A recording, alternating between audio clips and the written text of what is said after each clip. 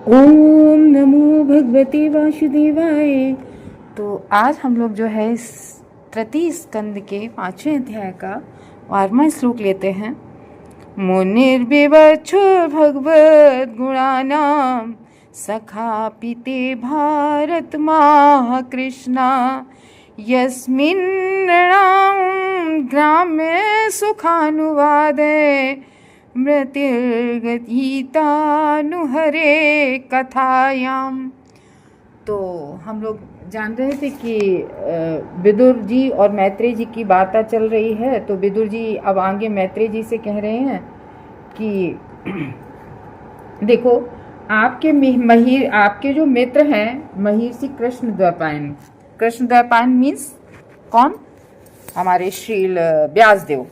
तो क्योंकि मैत्रेय मुनि और व्यासदेव मित्र थे और विदुर जी व्यासदेव के पुत्र थे, तो वो कह रहे हैं कि देखो आपके मित्र महर्षि कृष्ण द्वैपायन व्यासदेव जी पहले ही अपने महान ग्रंथ महाभारत में भगवान के दिव्य गुणों का वर्णन कर चुके हैं। तो वो कह रहे हैं कि देखो पहले वेदांत सूत्र महाभारत ये सब लिखा था वेद व्यास ने।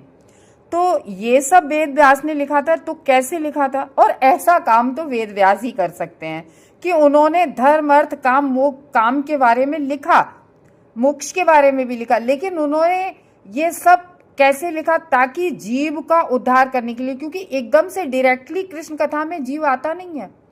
पहले वो लौकिक चीजों को सुनना चाहता है। यानी कि हम लोग सब लोग पहले भक्ति में एकदम से कहाँ आ पाते?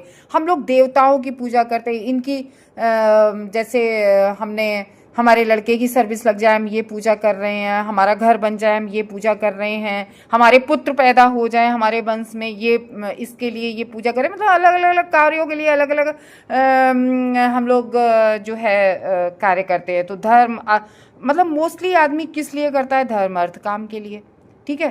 तो और इंद्रिय तृप्ति हो, ठीक है ना।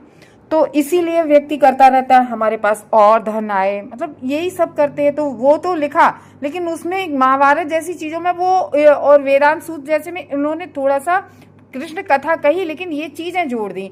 क्यों जोड़ दी? क्योंकि जीव एकदम से डायरेक्टली नहीं आएगा कृष्ण कथा में। जब जीव धीरे धीरे सकाम कर्म, हम लोग भी क्या डायरेक्टली हम अपनी बता रहे हैं, हम डायरेक्टली भक्ति में तो कोई मतलब या तो कुछ पूर्व जन्म का संस्कार हो, कुछ पूर्व जन्म का विचार हो, वो आ जाता है।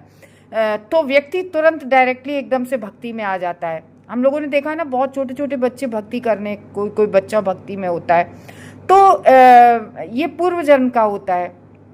लेकिन उन्होंने जीव के लिए कि ताकि अब हम लोग जीव क्या करते हैं, पहले सकाम कर्म में लगे रहते हैं, जब इन चीजों से ऊब जाते हैं तब हम लोग फिर भक्ति में आते हैं कि नहीं सब कुछ सत्य, तो तब ब्रह्म जिज्ञासा। वरना ब्रह्म जिज्ञासा कौन कहाँ कर पाता है? तो क्यों नहीं? क्योंकि इंद्रिय तृप्ति में पड़ा रहते हैं। तो वही कह रहे हैं कि भगवान को अब जैसे वेदांत सूत्र महाभारत इन चीजों में लौकिक कथाओं के साथ कृष्ण की कथा जोड़ी। जैसे महाभारत आप पढ़िए तो महाभारत में दिया है, जैसे द्रौपदी मैया हैं, तो द्रौपदी मैया की सहायता कैसे उनका मतलब ये तो इंटरेस्ट आ रहा है कि उन्होंने ऐसे भाइयों से जुआ खेला, हार गए, और फिर इस तरीके से जब उनकी लाज मतलब उनको बेइज्जत किया जा रहा था, तो उन्होंने भगवान कृष्ण को पुकारा और भगवान कृष्ण ने कैसे उनकी सहायता की। ऐसे महाभारत में कई ऐसे आते हैं, लेकिन सब आके कृष्ण कथा पे समाप्त होते हैं। तो इस तरीके से व्यक्ति का, जीव का उद्धार होता है कि मतलब व्यक्ति कथा तो सुन रहा है, लेकिन आगे मतलब ये हर चीज में, जैसे पांचों पांडवों की जगह जगह कैसे रक्षा की भगवान ने, है ना, है। और हम लोग देखते हैं कि जब हम लोग भगवत गीता पढ़ते हैं तो देखते हैं ना कि भगवान कृष्ण ने कहा अर्जुन से कि देखो तुमने मुझे क्यों चुना? उन्होंने नारायणी सेना दुर्योधन ने, और मैंने तो पहले ही प्रतिज्ञा कर रखी है कि मैं अस्त्र नहीं उठाऊंगा, तो भी तुमने मुझे चुना।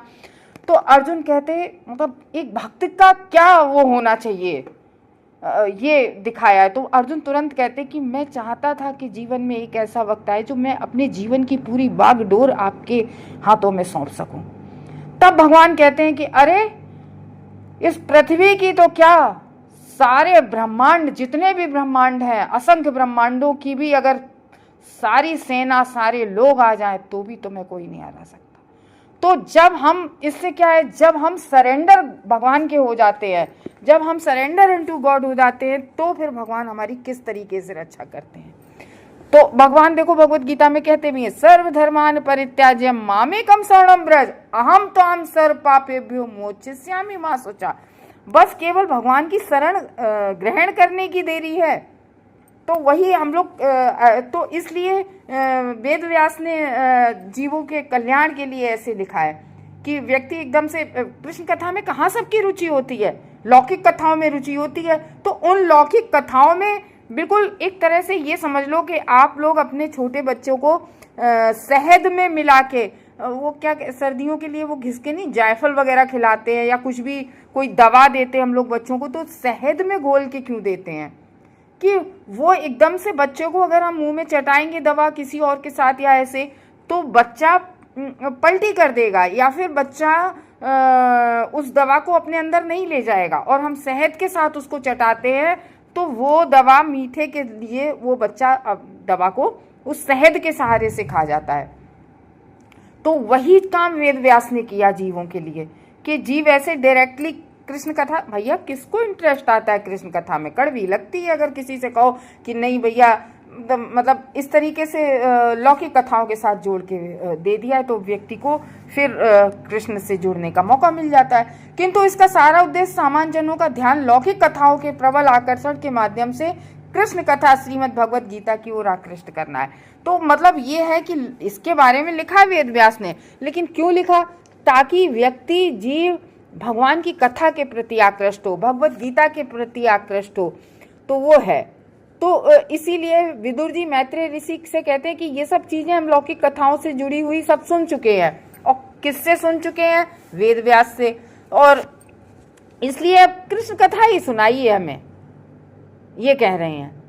क्योंकि जो आपके मित्र हैं द्वैपायन यानी व्यास देव ने भगवान के गुणों का ही वर्णन करने के लिए महाभारत का वर्णन किया था, जिसमें निश्चय ही मनुष्यों को लौकिक सुखों से प्राप्त आनंद के द्वारा भगवान हरि की कथाएं, तो लौकिक बातें तो सुन रहा है जीव, उससे उसको आनंद मिल रहा है, लेकिन उससे उसके साथ साथ लौकिक कथाओं के साथ साथ भगवान हरि की कथा जुड़ी हुई है, तो वो ध्यान खींचती है। तो इसी तरीके से महाभारत में केवल कृष्ण कथा नहीं है, महाभारत में और कथाओं का वर्णन है, स्पष्ट रूप से भगवान की कथा भी जुड़ी हुई है। तो जैसे आप ये भागवतम पढ़िए, भागवतम में कोई लौकिक कथा नहीं है, केवल और केवल भगवान। और तभी तो हम लोग जब फर्स्ट कैंटो के फर्स्ट चैप्टर का सेकंड हम लोग श्लोक पढ़ते हैं तो वो कहते हैं किम्बा पर ईश्वरा, यानी कि फिर किसी और शास्त्र की क्या जरूरत है जब आप भागवतम पढ़ रहे हैं। तो भागवतम अगर आप पढ़ रहे हैं, भागवतम अपने आप में पूर्ण ग्रंथ है, क्योंकि उसमें प्योर भगवान कृष्ण, भगवान विष्णु की ही कथा का वर्णन है, उन्हीं की चर्चा है। कोई धर्म अर्थ काम के बारे में नहीं है, क्योंकि पहले ही कह दिया धर्म प्रोज्जित कहत वो परमो निर्मल शरणाम सता, यानी कि सारे चीटिंग धर्मों को पर झाड़ू मार दी है, प्रोज्जित झाड़ू मार दी है किसने, भागवतम ने। भागवत में सिर्फ और सिर्फ विष्णु की कथा का वर्णन है, भौतिकता जैसी कोई बातों का वर्णन नहीं है, या ग्राम सुख इस श्लोक में जो आया है ना, ग्राम सुख वाली कोई बात नहीं है इसमें भागवतम में। कहते हैं यस्मिन राम ग्राम सुखानुवादे मृतगीतानु हरे कथायाम, केवल और केवल हरि की कथा, ठीक है ना। तो एक के पीछे एक चर्चा होती जाती है भागवतम में, चाहे कृष्ण कथा हो या भौतिक। आप कृष्ण की कथा शुरू कर दो, अच्छा फिर कृष्ण ने क्या किया, अच्छा फिर कृष्ण ने किया, और भौतिक कथा शुरू कर दो तो हम लोग प्रजल्प करते हैं ना, उनने ऐसा किया, उनके लड़के ने ये किया वहाँ, अच्छा तो फिर उनने क्या किया। तो चाहे वो भौतिक कथा हो या कृष्ण कथा हो, वो आगे इसी तरीके से चर्चा से बढ़ती चलती रहती है। तो ये है जैसे हम लोग लौकिक उसमें क्या करते, अच्छा ये करो तो नौकरी लगेगी, अच्छा विवाह हो जाएगा, ये करो, ऐसे ये कर दो तो विवाह हो जाएगा। ये भौतिक सुख पर भागवत नहीं है। तो ऐसी सभी बातों को नकारा गया है भागवत में, केवल और केवल विष्णु कथा या भक्ति के बारे में है। तो ये है। क्यों, और जो भी अगर जीव के साथ जो भी चीज चीटिंग करती है कि नहीं ये कर लो, वो सब नकार देती है भागवतम और भगवत गीता। तो इसलिए इसमें कह रहे हैं महर्षि कृष्ण द्वैपायन श्रील व्यासदेव समस्त वैदिक साहित्य के रचयिता है। जितना भी वैदिक साहित्य है किसने रचा? आपके वेद व्यास ने। वेद व्यास ने वेदांत सूत्र लिखा है, श्रीमद् भागवतम लिखी है, महाभारत नामक उनकी कृतियां अत्यंत लोकप्रिय हैं। और आप श्रीमद् भागवत में पढ़ा था ना, फर्स्ट कैंटो का जो चौथा अध्याय है, उसके 25वें श्लोक में कहा गया है कि श्रील व्यासदेव ने महाभारत की रचना उन अल्प बुद्धि वाले मनुष्यों के लिए की है जो जीवन के, किसके लिए की? अल्प बुद्धि वालों के लिए।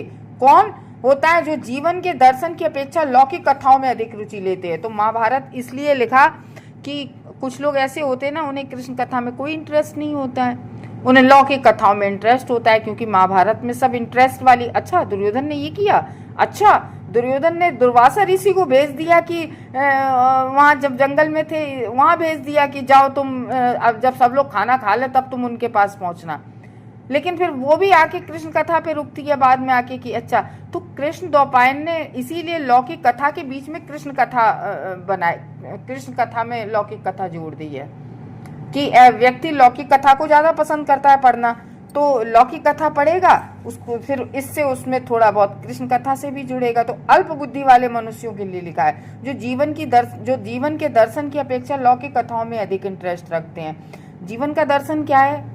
भगवान से साक्षात्कार करना, वेदांत भागवतम पढ़ना, भगवान की भक्ति करना। वेदांत सूत्र की रचना ऐसे व्यक्तियों के लिए की गई है जो पहले से लौकिक कथाओं से थोड़ा ऊपर हो गए हैं, जो कि महाभारत उनके लिए लिखा है जो बिल्कुल लौकिक कथा पसंद करते हैं। लेकिन फिर जो उनसे ऊपर उनकी भक्ति बढ़ गई है, थोड़ा ऊपर बढ़ गए हैं, तो लौकिक कथाओं के ऊपर वाले लोगों को वेदांत सूत्र लिख दिया, जिन्होंने लौकिक कार्यकलापों के तथाकथित सुख की कटुता का पहले से ही स्वाद चख लिया हो। तो वेदांत सूत्र का पहला सूत्र है अथातो ब्रह्म जिज्ञासा। अथातो ब्रह्म जिज्ञासा मीन्स जब किसी ने इंद्रिय तृप्ति करके बाजार में लौकिक जिज्ञासाओं का सौदा पूरा कर लिया हो। जब कोई व्यक्ति होता है वो सब इंद्रिय तृप्ति कर लेता है, ये कर लिया, और उस इंद्रिय तृप्ति से ऊब गया होता है, सारी जिज्ञासाएं पूरी हो गई।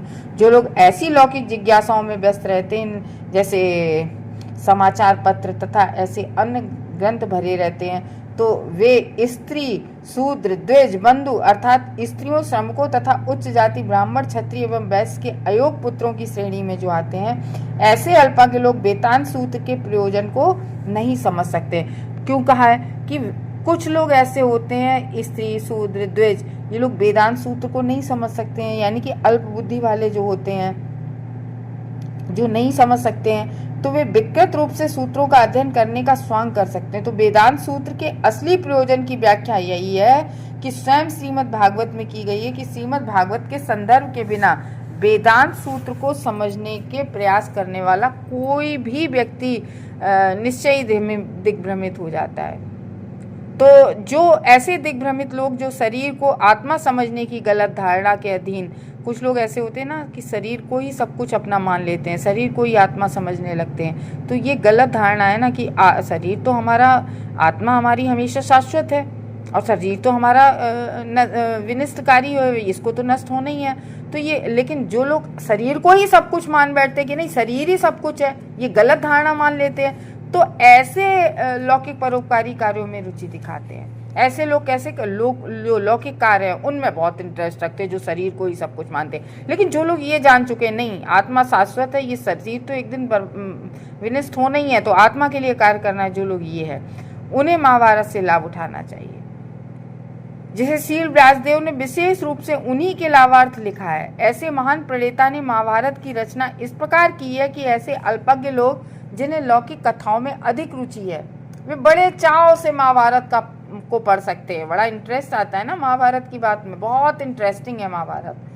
तो और ऐसे लौकिक सुख के दौरान वे श्रीमद् भगवत गीता का भी लाभ उठा सकते हैं। अच्छा, वो महाभारत तो पढ़ेंगे, उसमें राजनीति भी है, आर्थिक भी है, सब कुछ भी दिया है, लेकिन उसके साथ साथ भगवत गीता भी तो है, उसी महाभारत में आती है, तो वो भगवान का वो भी पढ़ेंगे उसके साथ साथ। वो अब ऐसे समझ लो कि हम लोग भागवतम पढ़ते हैं, तो भागवतम का कोई चैप्टर तो बहुत इंटरेस्टिंग होता है और कोई बहुत वैसे उसमें सिद्धांत होते हैं, बहुत फिलोसफिकल होता है, जैसे कॉस्मिक का वर्णन होता है सेकंड कैंटो में। मोस्टली पार्ट यही था पूरा इस सृष्टि के बारे में। तो वो सृष्टि के बारे में वो बड़ा बोरिंग टाइप का लगता है, लेकिन हम लोग पढ़ते हैं ना, उसको छोड़ तो देते नहीं, क्योंकि भागवतम है और भागवतम भगवान का पूरा अंग है, छोड़नी ही नहीं चाहिए भागवतम। तो जो कि श्रीमद् भागवतम या वेदांत सूत्र का प्रारंभिक अध्ययन है। तो श्रील व्यासदेव द्वारा लौकिक कार्यकलापों का इतिहास लिखने में अल्पज्ञों के लिए श्रीमद् भगवद गीता के माध्यम से दिव्य साक्षात्कार का अवसर। तो महाभारत पढ़ोगे, भगवद गीता उसमें पढ़ेगी, तो अपने आप दिव्य साक्षात्कार आपको प्राप्त होगा। तो ये कह रहे हैं इसमें अवसर प्राप्त होता है महाभारत पढ़ने में, भगवद गीता को समझने का, और अन्य कोई प्रयोजन न था। तो विदुर द्वारा महाभारत का संदर्भ सूचित करता है कि उन्होंने अपने असली पिता श्रील व्यासदेव से महाभारत सुना था। और महाभारत किससे सुना था? वो कह रहे थे कि नहीं, अब तो कृष्ण कथा सुनाओ, क्योंकि महाभारत वो किससे सुन चुके थे? स्वयं अपने पिता श्रील व्यासदेव, जो कि भगवान स्वयं श्री कृष्ण भगवान के अवतार हैं, उनसे सुना था, उनके मुख से सुना था महाभारत। और कब, किस समय सुना था? पता है किस समय वो सुना था? जब वो पूरी पृथ्वी के मंत्री थे और वो मंत्री का पद त्याग के, सब राजकाज त्याग के, जब 36 वर्षों के लिए तीर्थ स्थल के लिए निकले थे, तब उस तीर्थ के समय में, तीर्थ स्थलों का भ्रमण जब वो कर रहे थे, तब उस 36 वर्ष के समय में उन्होंने महाभारत अपने स्वयं के पिता के मुख से सुनी थी महाभारत, उन्होंने विदुर महाराज ने। तो वही वो कह रहे हैं कि नहीं, हमने वेदांत सूत्र और महाभारत स्वयं श्री व्यासदेव से सुनी है। तो इसलिए देखो, मुनि लोग जितने भी होते हैं वो बड़े मननशील होते हैं, तो वो हर चीज को बड़ा मनन करके आगे कार्य करते हैं, मनन करके लिखते हैं वो। तो इसलिए कह रहे हैं, इसीलिए वो बड़ा मनन करके, जो आपके वेद व्यास थे, उन्होंने कृष्ण कथा में तो लोग आएंगे नहीं, उन्होंने सोचा तो सकाम कर्म से व्यक्ति को जोड़ दो, ये है। तो सकाम कर्म जोड़ के बताया गया है।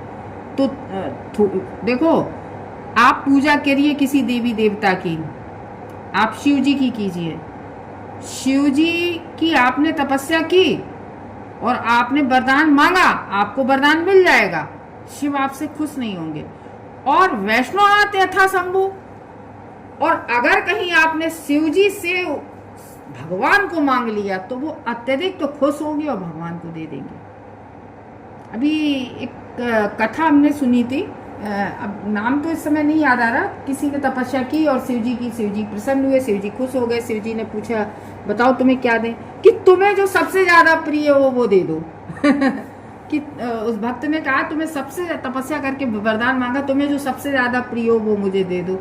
तो शिव जी को सबसे ज्यादा विष्णु प्रिय थे, तो उन्होंने भगवान को दिया, उन्हें भगवान से प्रेम हो गया, भगवान में भक्ति हो गई।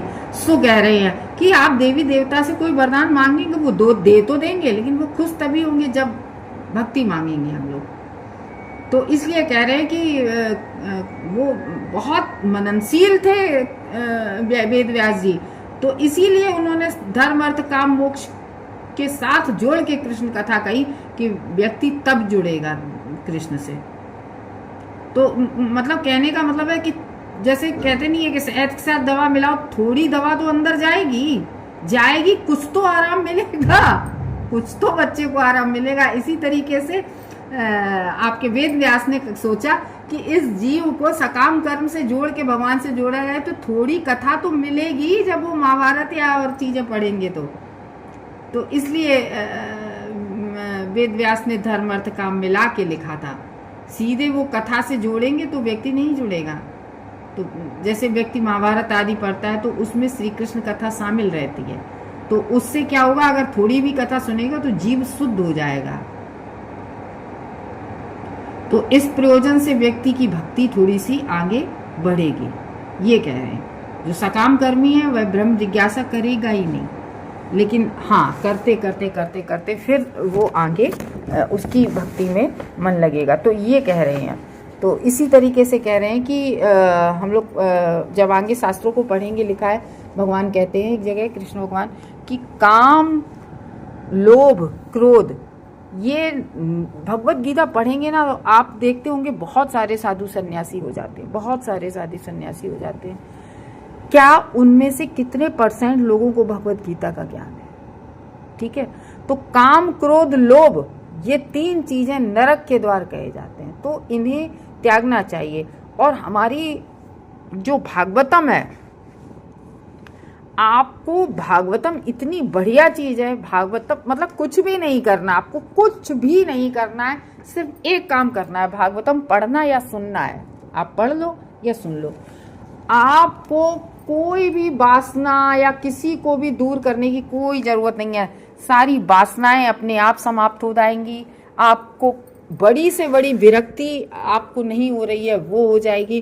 तो भागवतम का इतना बड़ा असर है, इतना बड़ा असर है कि भागवतम से आपको मतलब जो एक से एक बड़ी प्रगाढ़ आसक्ति होती है जो नहीं किसी की छूट पा रही है, और भागवतम अगर हम सुनते हैं तो उससे हमारी आसक्ति अपने आप, कोई प्रयास नहीं करना पड़ता, बस भागवतम सुननी होती है, बस कानों से ये अमृत जाना चाहिए। हरे कृष्ण।